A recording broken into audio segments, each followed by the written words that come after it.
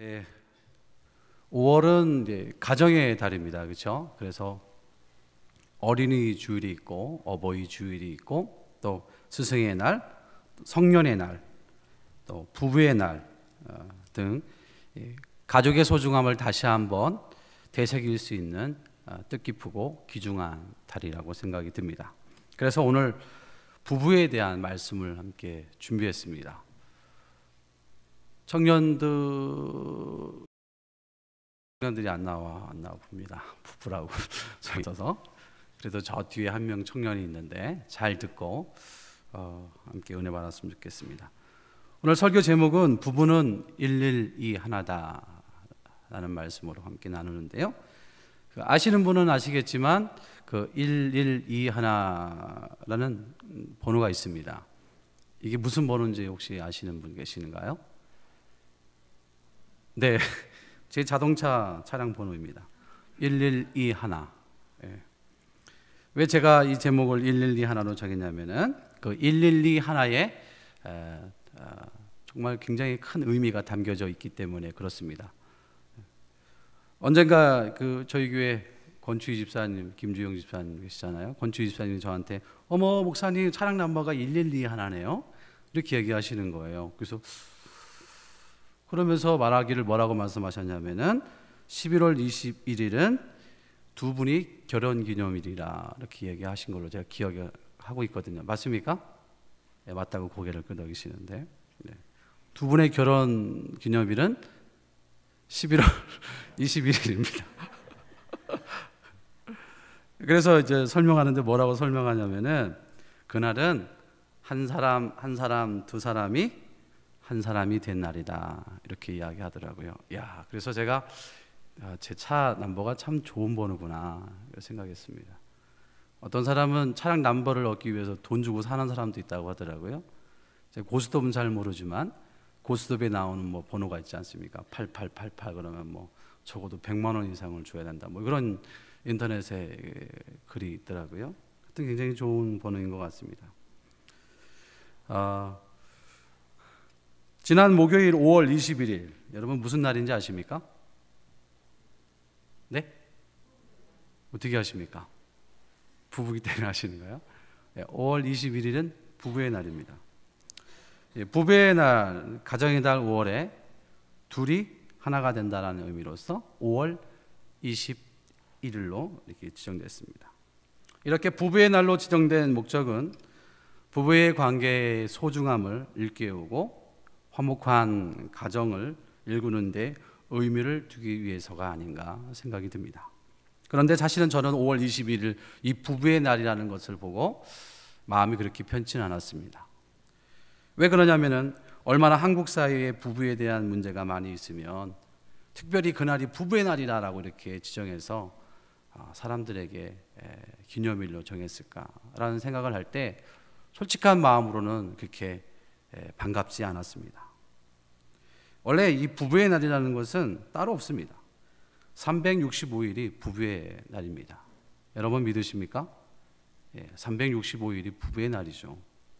그럼에도 불구하고 부부의 날을 정한다는 것은 이 심각한 사회 문제이면서도 국가의 문제라는 사실을 우리에게 이야기해 주고 있는 겁니다. 그러니까 나라 국가에서도 그걸 인정하고 있는 것이죠. 5월 20일, 1일 그렇게 좋은 날은 아닙니다. 또 제가 이 날을 좋아하지 않는 이유가 있습니다. 왜 그러냐면은 이 날은 쉬는 날이 아닙니다. 출근해야 되기 때문에 별로 안 좋아합니다. 그만큼 부부의 관계가 땅에 떨어졌다라는 것이죠. 그러니까 이날만큼은 부부에 대해서 생각해 보라는 의미가 있는 겁니다. 여러분 부부의 관계가 금이 가면은 자동으로 자녀의 관계도 금이 가고요.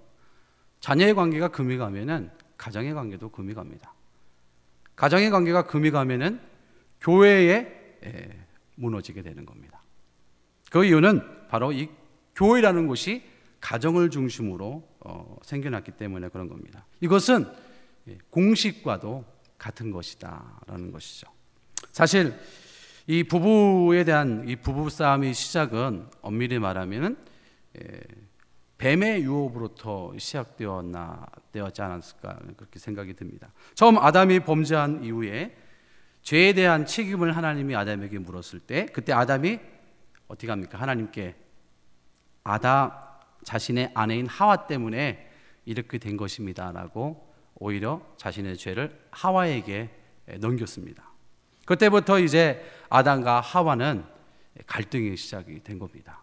갈등의 시작이 시작됐으면은 결국은 어디까지 갑니까? 싸움까지 가는 것이죠. 성경에 그렇게 나와 있지는 않지만은 그런 환경인 그런 배경인 것 같습니다. 그래서 옛부터 변하지 않는 마귀의 전략은 부부 사이를 갈라놓는 것이죠. 부부가 무너지면은 교회는 자동적으로 무너지기 때문에 그런 겁니다. 그래서 오늘날 가정 사역이 얼마나 중요한지 모릅니다. 오늘 말씀을 보시면 마태복음 19장 3절에서 6절의 말씀을 갖고 함께 말씀을 나눌 텐데 이 말씀의 내용은 이렇습니다. 예수님께서 요단강을 건너 유대 지경에 이르렀을 때 큰 무리들이 예수님의 소문을 듣고 몰려들었습니다. 그리고 예수님은 몰려드는 병자들에게 친히 안수하시면서 많은 병자들을 고치셨습니다. 이때 예수님에 대한 소문을 듣고 누가 왔냐면은 바리새인이라는 사람들이 모여들게 됩니다. 그리고 그들이 예수를 시험하고자 중요한 신학적 논쟁거리처럼 보이는 그 이혼법에 대한 그런 것을 이런 난제를 제시합니다. 그래서 예수님을 정치적인 곤란에 빠뜨리려고 했던 것입니다. 바리새인들이 말하기를 뭐라고 말하냐면은 3절에 바리새인들이 예수께 나와 그를 시험하여 이르되 사람이 어떤 이유가 있으면 그 아내를 버리는 것이 옳으니까 이렇게 이야기합니다. 질문하는 것이죠. 그 당시 팔레스틴 유대 사상의 주류는 이루는 랍비 학파 두 학파가 있습니다. 어떤 학파가 있냐면은 힐렐 학파가 있고 삼마이 학파가 있습니다. 이 학파 두 학파는 이혼 문제로 인해서 크게 다툼이 있었던 학파들입니다. 이 두 학파는 모두 다 이혼을 인정했던 것이죠. 이들의 이혼에 대한 생각은 신명기 24장 1절의 말씀에 근거하여 수치되는 일이라는 말에 근거를 두고 있습니다. 신명기 24장 1절 말씀을 보면 사람이 아내를 맞이하여 데려온 후에 그에게는 남편을 이야기하는 겁니다.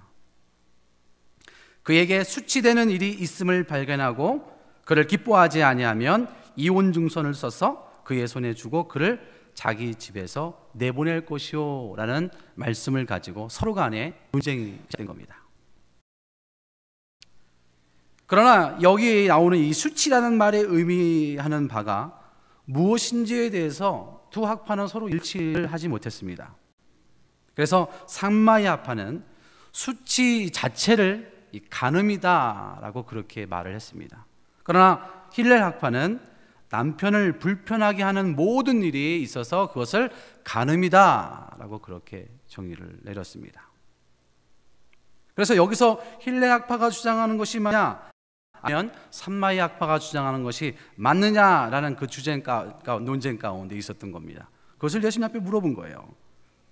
예수님께서는 누구의 말이 맞느냐라고 이렇게 맞다라고 이야기하시는 것이 아니라 오히려 하나님께서 왜 사람을 남자와 여자로 창조하셨는가를 재확인시켜 줌으로써 창조의 원리와 함께 이혼하면 안 되는 것이다 라고 말씀하고 계시는 겁니다. 그리고 부부가 되는 것은 하나님이 짝지어 준 것이다. 그래서 이것은 신성한 것이다 라는 것을 말씀해 주고 있는 겁니다. 성경은 부부의 시작에 대해서 이렇게 이야기하고 있습니다. 19장 4절 말씀을 보면 예수께서 대답하여 이르시되 사람을 지으신 이가 본래 그들을 남자와 여자로 지으시고 이렇게 말씀하고 있습니다. 남자와 여자로 지으셨다. 그래서 그 남자와 여자는 하나 되게 하셨다. 그것을 부부다 이렇게 이야기합니다. 하나님이 남자를 창조하실 때에는 흙을 빚어서 만드신 다음에 그 코에 생명을 부어 넣어 주셨습니다. 그리고 여자를 만들 때에는 아담이 자고 있을 때 혼자 독처하는 것을 봐서 너무나 안쓰러운 나머지 아담의 갈비뼈를 취하여 여자를 만드셨습니다. 이 때문에 오해되는 일들이 참 많이 있습니다. 성경의 여러 곳곳에 남자와 여자에 대해서 이야기하는 부분이 있는데, 이런 것 때문에 여러 가지 오해가 있는데, 남자는 우월하고 여자는 열등한 존재다라고 생각하는 사람들도 많이 있습니다. 대표적인 것은 힌두교에서 보면은 남자가 여자보다 우월하다는 생각에서 남자가 현세에서 죄를 지으면은 다음 세대에 무엇으로 태어나냐? 여자로 태어난다. 그렇게 이야기합니다. 반면에 여자가 다음 세상에서 남자로 태어나려면 어떻게 해야 될까요? 선을 많이 쌓으면 남자로 태어난다. 그렇게 말합니다. 어이가 없는 말이죠. 또 인도에서는 여자를 천시하기 때문에 여자가 태어나면 버리는 경우도 빈번하다고 합니다. 그리고 요즘에는 출산 전에 남녀의 구별이 가능하기 때문에 엄청난 많은 낙태가 자행되고 있다라고 합니다. 하나님은 여자는 남자의 갈비뼈로 만들어졌고, 그리고 서로를 위해 지음받은 짝으로 이는 내 뼈 중에 뼈요 살 중에 살이다 라는 사실을 여러분 기억할 수 있기를 주의 이름으로 축원합니다. 그러므로 부부는 2+1 둘이 하나가 된 것이고 1, 2 한 사람 한 사람이 두 사람이 되어서 두 사람이 부부 결혼을 통해서 한 사람이 되어진 것이다 라는 것을 말씀해 주고 있습니다. 그런데 이 남자와 여자는 생리적으로 구조가 틀리지 않습니까? 남자와 여자는 창조된 방법이 전혀 다를 뿐만 아니라 신체적 구조나 발달 면에서도 다릅니다. 그리고 기능 면에서도 완전히 다릅니다. 또 아내와 남편의 차이는 살아오면서 생기는 환경적 영향이 많이 다릅니다. 여러분 같이 태어나고 같이 초등학교 자라고 고등학교 대학교 같은 집안에서 자라면서 결혼한 부부 있습니까? 없죠. 전혀 다른 환경 속에서 살았습니다. 생각각 틀리고 출생지도 틀리고 살아온 삶의 모습과 습관도 틀리고 내가 알고 있는 형제, 자매, 친척, 친구, 학습, 부모 다 다릅니다. 다 다른 사람들이 둘이 하나가 된다는 것은 결코 쉬운 게 아니죠. 그래서 아내가 못하는 것은 어떻게 해요? 남편이 도와주고 남편이 못하는 것은 아내가 도와줘야 하는 것이죠. 생리상 하나님이 그렇게 만드셨기 때문에 그런 것입니다. 또한 남자와 여자이기 때문에 각기 주어진 역할이 다 틀립니다. 에베소서를 통해서 우리에게 이야기하시는 건데 그 아내의 역할에 대해서 이렇게 이야기합니다. 에베소서 5장 33절 보니까 아내는 남편을 존경하고 경외해야 한다 이렇게 이야기하고 있습니다. 그러니까 남편을 존경해야 한다. 여러분, 아내 되신 여러분, 남편을 존경하고 계십니까? 대답이 없으시니까 뭐가 의심이 많이 갑니다. 웃고 계시는데 존경하시죠? 존경할 수 있기를 바랍니다. 여러분, 이 말은 지나칠 정도로 남편을 칭찬해야 한다라는 말입니다. 사람은 누구나 칭찬에 약하지 않습니까? 근데요, 이 남자는 더더욱 칭찬에 약한 존재입니다. 세계를 지배하는 것은 남자라는 말이 있습니다. 그러나 세계를 지배한 남자를 지배하는 것은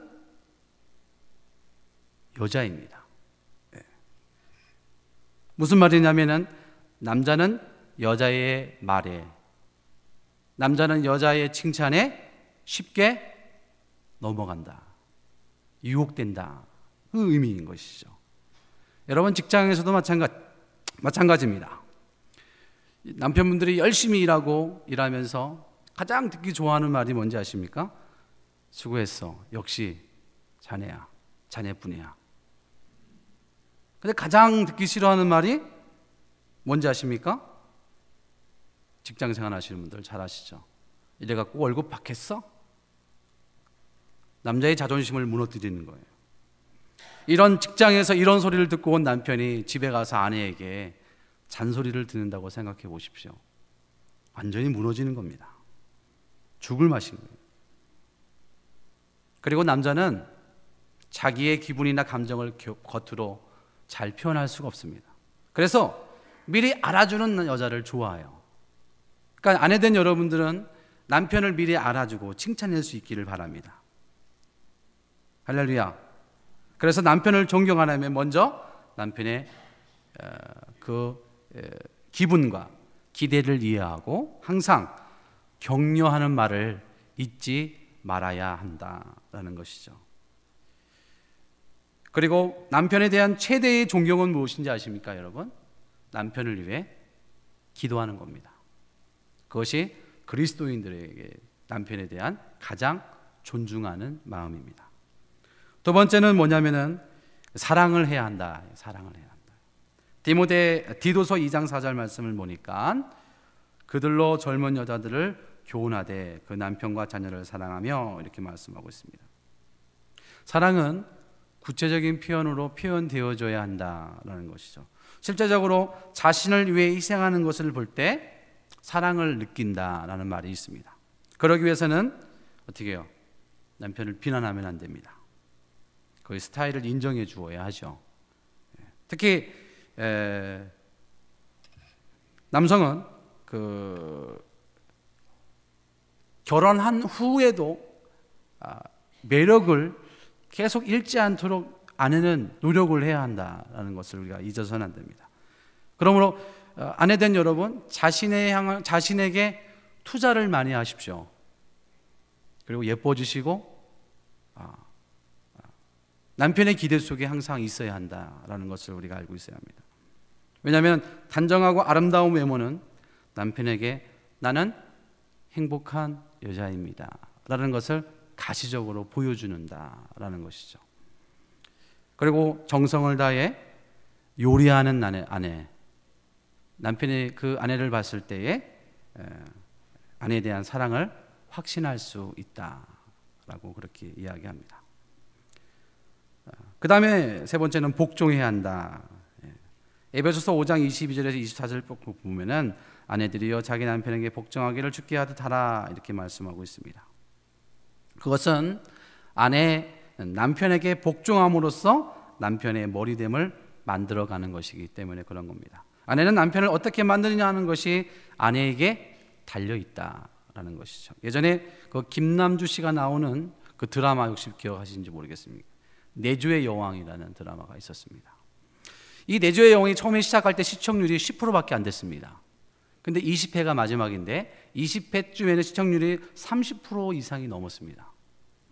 우스운 소리지만 그만큼 이 남성분들은 내조에 갈급해하고 있지는 않나 그런 생각을 하게 됐습니다. 아담이 세우심 돕는 베풀은 내조자로서의 역할을 잘 감당하는 것을 이야기하는 겁니다. 성경은 아내는 남편에게 순종하고 복종하고 존중해야 한다라고 그렇게 말씀해 주고 있습니다. 여러분, 남편에게 순종하고 복종할 수 있는 아내가 될 수 있기를 주님의 이름으로 축원합니다. 그 다음에 디도서 2장 5절 말씀을 보니까 신중하며 순전하며 집안일을 하며 선하며 자기 남편에게 복종하게 하라. 이는 하나님의 말씀이 비방을 받지 않게 하려 함이라 말씀하고 있습니다. 뭐냐면은 집안일에 최선을 다해야 한다. 하나님이 아내에게 주신 특권이 있는데 그것은 집안일을 잘 돌보는 겁니다. 그래서 여자의 아내의 사명은 뭐냐면은 가정을 잘 돌보는 것이 사명입니다. 물론 이제 현대 사회에 맞벌이 부부를 하지 않으면 안 되는 그러한 일들이 참 많이 있습니다. 그러나 그때에도 가장 기준이 무엇이냐면은 우선은 가정을 먼저 우선으로 기준을 두어야 합니다. 가정을 먼저 우선으로 해야지만이 그 가정이 행복할 수 있다라는 것이죠. 아내의 기준 역할이 이런 것 같습니다. 남편의 역할은 뭘까? 남편은 첫 번째는 가장이라는 사실을 잊어서는 안 됩니다. 가정의 가장. 에베소서 5장 23절을 보니까 이는 남편이 아내의 머리됨이니 그리스도께서 교회의 머리됨과 같음이니 그가 바로 몸의 구주시니라. 하나님께서는 아내의 머리가 되게 하신 것은 아내가 자녀들을 잘 돌봐주어야 하기 때문이죠. 아내와 자녀를 잘 돌봐줘야 합니다. 누가요? 가장인 남편이. 이것은 하나님께서 남편에게 주신 가정에서 이루어야 할 사명인 겁니다. 그리고 아내는 자발적으로 남편의 리더십에 순복해야 됨을 이야기해 주고 있는 것입니다. 그리고 당연한 건데 남편은 아내를 사랑해야 되죠. 우리 5절 말씀을 한번 보겠습니다. 5절 말씀. 5절 말씀을 보면 말씀하시기를 그러므로 사람이 그 부모를 떠나서라는 말씀이 나옵니다. 남녀 한 쌍이 한 몸을 이루기 위해서는 부모를 떠나야 된다라는 필연적 조건이 있습니다. 이 말은 부부가 되기 위해서 그리고 부부가 된 후에도 그동안의 나의 삶의 방식, 습관, 이 모든 것을 떠나야 한다라고 이야기해 주고 있는 겁니다. 버려야 한다라는 것이죠.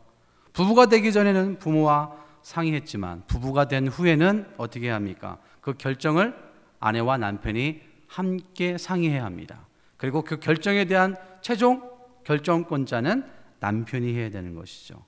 그 이유는 여자의 머리는 남편이기 때문에 그런 겁니다. 그리고 남편의 머리는 예수 그리스도이기 때문에 그런 것이죠. 이것은 어떤 권위적인 것을 나타내는 것이 아니라 질서적인 의미에서 이야기해 주고 있는 겁니다. 아직까지 옛날 습관을 버리지 못하고 떠나지 않고 있으면 그것은 가정 가운데 계속 싸움으로 밖에 불화가 생길 수밖에 생기는 원인이 될 수 있게 되는 겁니다. 그래서 이러한 단계에 이르기까지 부부는 자꾸 싸우면서 하나씩 깨지고 다듬어지게 되는 것이죠. 5절 말씀을 쭉 읽어서 보면 뭐라고 이야기하고 있냐면은 5절에 부모를 떠나서 아내와 합하여라는 말이 나옵니다. 합하여라는 말에 우리가 좀 주목을 할 수 있습니다. 이 합하여라는 말은 악교로 붙이다, 연합하다라는 뜻으로 완전히 달라붙어 뗄래야 뗄 수 없게 하는 것을 이야기하는 겁니다. 그러니까 한마디로 말하면 부부는 껌딱지가 되어야 한다. 우리 자녀들 보면 부모에 막 다리 붙어서 떨어지지 않으려고 하지 않습니까? 껌딱지처럼 붙어 있는 것을 볼 수 있습니다. 이 말은 부부는 함께 해야 한다라는 거, 함께 해야 한다. 여행 가도 함께 여행을 가고, 맛있는 음식을 먹어도 함께 먹고, 뭐 어떤 일을 하든지 상의하고 독단적인 결정을 하면 안 된다라는 것을 이야기해 주고 있는 겁니다. 왜냐하면 독단적인 결정을 통해서 부부간에 다툼이 생길 수 있기 때문에 그런 것이죠. 성경에 보면은 이 서원이라는 말이 있습니다. 서원. 아무리 하나님께 서원할다 할지라도요, 부부간에 합의가 없으면은 하나님 그 서원을 인정하지 않습니다. 그래서 민수기 20장 13절에 보니까 모든 서원과 마음을 자제하기로 한 모든 서약은 그의 남편이 그것을 지키게 할 수 있고 무효하게 할 수 있으니 라는 말이 있습니다. 이것은 아무리 서원했다 할지라도 부부간에 합의가 없으면 하나님께서 그걸 인정하지 않는다라는 이야기가 되는 것이죠. 6절의 말씀을 한번 같이 보겠습니다.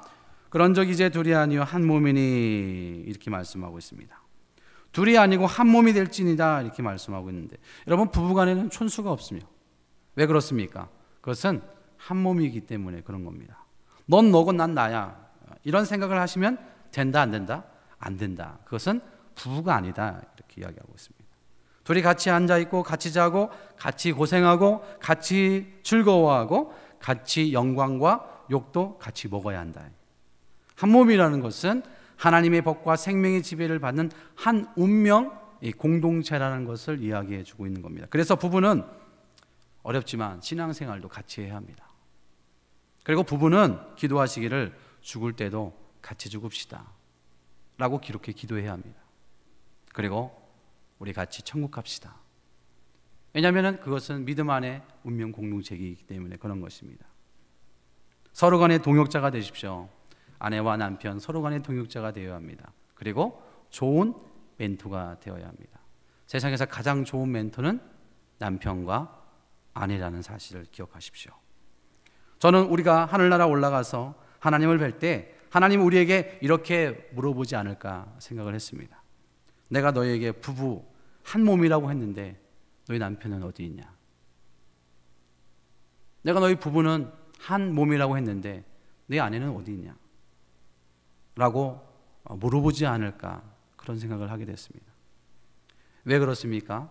부부는 한 몸이기 때문에 그런 겁니다. 6절의 말씀을 보시면 이어서 하나님이 짝지어 주신 것을 사람이 나누지 못할지니라 하시니, 하나님이 짝지어 주었다.